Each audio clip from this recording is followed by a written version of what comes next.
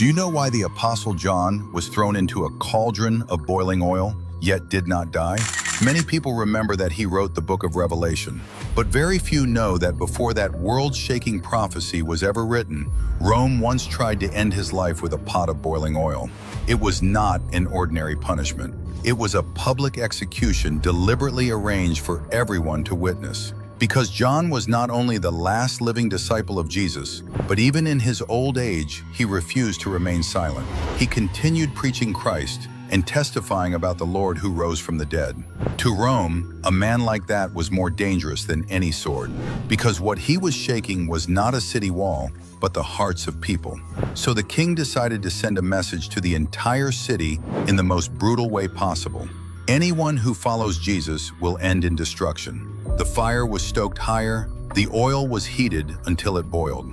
Inside the massive cauldron, the oil churned and burst like molten lava.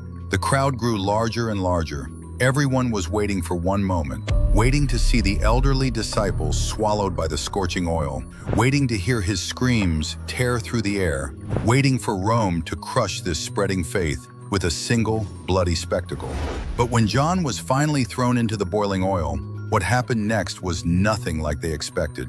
There was no scream, no struggle, no flesh collapsing under the burn of the heat, only a terrifying silence. Because John did not die. In that moment, it was not only the people who were shocked.